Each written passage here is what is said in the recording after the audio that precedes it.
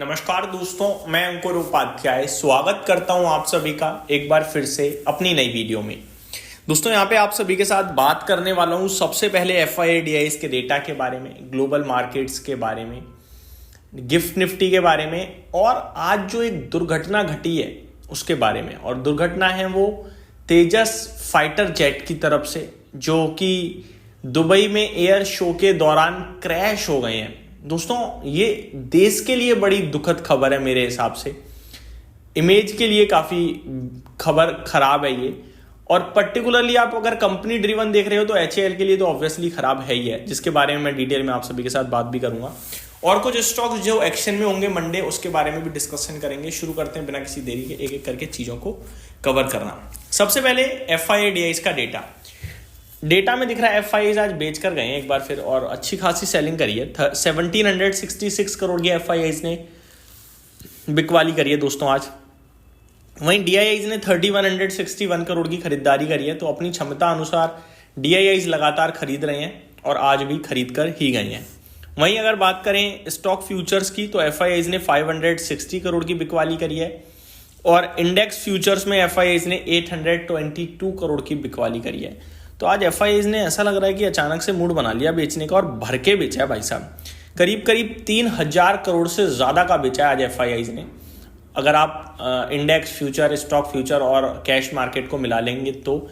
वहीं DIIs ने खरीदा है 3162 करोड़ का। तो आज तो भाई साहब सेलिंग बड़ी थी देखा जाए तो, बट इसमें शायद ब्लॉक डील का भी रोल हो सकता है जो अदानी विलमार में थी, बट इतनी बड़ी ब्लॉक डील नहीं थी कि उसका रोल इतना इम्पैक्ट आए कुछ।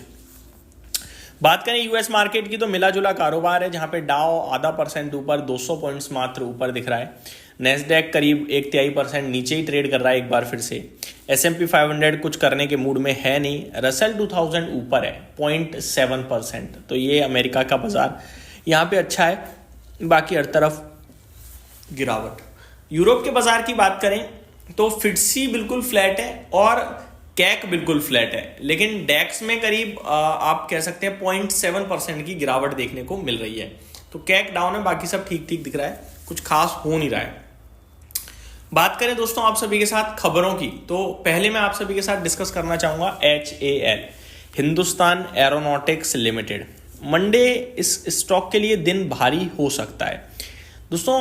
HAL जो है ना वो तेजस जो फाइटर जेट्स हैं उनका डिज़ाइन और मैन्युफैक्चरिंग वही करता है। अब तेजस में ऐसा इंसिडेंट होना मतलब चिंता का विषय है। दो तरीके से इम्पैक्ट होगा।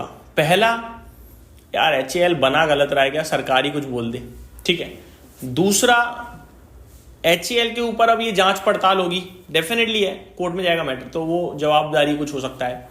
तीसरा, जो कंपनीज तेजस HAL से खरीदने की सोच रही होंगी या जो कंट्री तेजस HAL से खरीदने की सोच रही होगी, डबल माइंडेड हो जाएगी अब।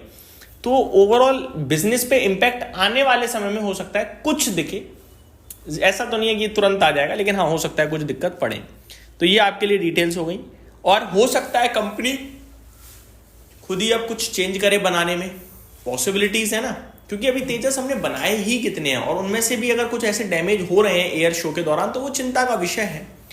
इससे भी ज़्यादा देश के लिए, इसलिए क्योंकि देश हमारा डिफेंस के मामले में मजबूत हो रहा था, हम स्ट्रांग हो रहे थे।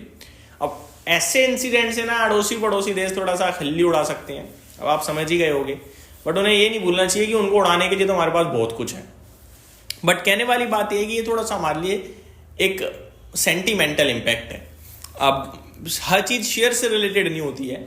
मैं HAL से ज़्यादा इस समय देश को लेकर बोलूँगा कि यह देश के लिए एक थोड़ा सा दुख है। मतलब हम दुबई में एयर शो कर रहे थे और वो शो के दौरान और फिर पायलट भी मृत हो गए हैं, मारे गए हैं। तो ये सारी डिटेल्स हैं। मैं एक बार आप सभी के साथ थोड़ी सी डिस्कशन करना चाहूँगा। HAL का तो मैंने आपको बताया। वहीं defence minister Rajnath Singh said he was deeply anguished by the death of the brave and courageous IAF pilot during an aerial display at the Dubai Air Show.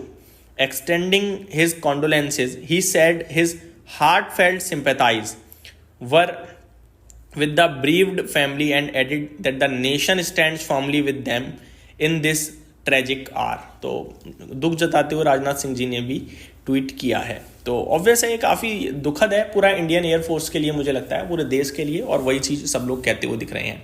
बाकी HAL का क्या मैटर है, वो तो ठीक है, शेयर है, आज नीचे कल ऊपर हो ही जाएगा, लेकिन जो चला गया वो वापस नहीं आता ही, और ये देश के लिए एक झटका था।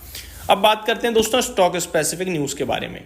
स्टॉक स्पेसिफिक बात करी जाए तो सबसे पहले तो प्रेसिडेंट ट्रंप कह रहे हैं Iran is interested in making a deal, we likely will reach an agreement. ठीक है जी, बढ़िया है, करो आप डील, पॉजिटिव है।